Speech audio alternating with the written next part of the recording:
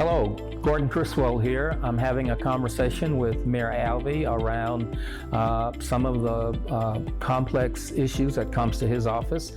Mayor, we're going to have a discussion today about economic development incentives. Some folks say that we give too much to developers who come into our community. What are your thoughts about that?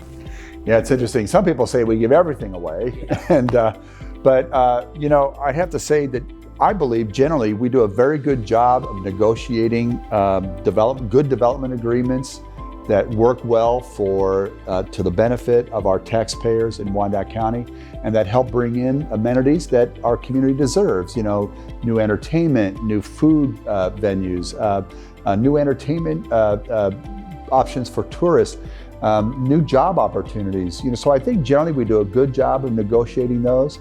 Now, having said that, if I could say to a developer, we're never giving any more incentives away at all, or any incentives at all, I'd be fine with that.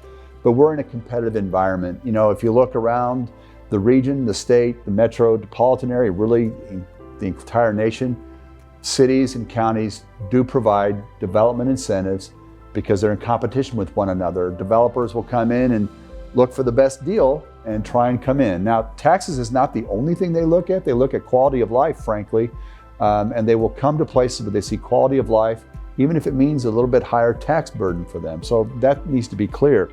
But I would say we do benefit from the development that has come to these incentives.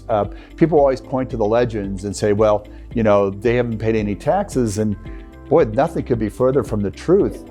When the Speedway looked at that spot, there was nothing out there. We were getting, out of all that acreage, we were getting about $213,000 a year in sales in tax revenue, sales tax and property tax. Very minimal. In fact, $213,000 in that area probably didn't pay for the cost of repaving those roads or maintaining the infrastructure.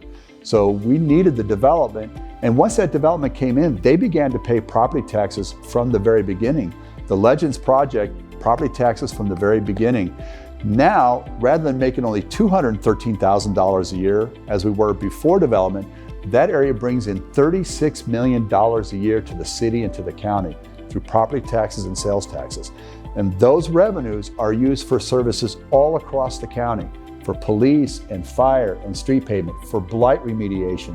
$1.7 million of the tax fund, sales tax coming off the Legends, actually is used for our SOAR program, which allows us to cut the lots that we own, the vacant lots that we own, allows us to pick up the litter when it's illegally dumped, allows us to take down houses that are no longer fit for habitation.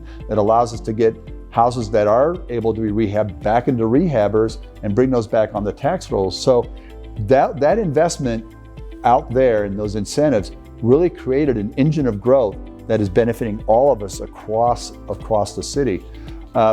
In fact, some of the developments we're working on now, for instance, the home field, which is at the site of the former Schlitterbahn, one of the commitments the developer has brought is to invest $3.75 million in the area east of 635. So that's a significant capital investment in a new project that will really directly benefit the people in those neighborhoods. So these are the kinds of things we're doing. Development incentives bring in jobs, they bring in new revenues, they help create business activity for other businesses who maybe go and support them. And that development is happening all across the city. You can look in the Rosedale area along KU Med, Southwest Boulevard. You can look at the Argentine area where we've given development incentives and we've got new activity there. You can look at downtown with the Merck grocery store, the Willie Lanier project at the old Jack Reardon site, the Boulevard lofts there on Washington Boulevard, the first new apartments in the inner city for decades. You can look at the new apartments that are going in the West Bottoms, the Rock Island Bridge, a great entertainment venue that's going to come into being in the next couple of years. Central Avenue, there's new businesses coming in Central Avenue.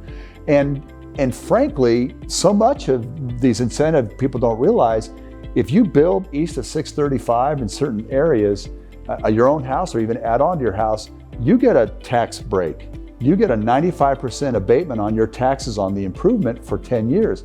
I would say that incentives are are a necessary tool.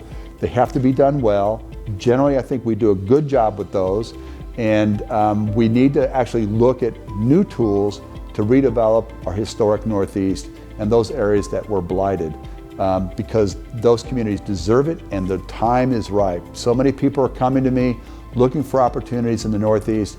We want to welcome them in and really grease the skids for them to bring in that new investment, which will revitalize that neighborhood and again make it a place where I'm proud to bring my friends and family to my home.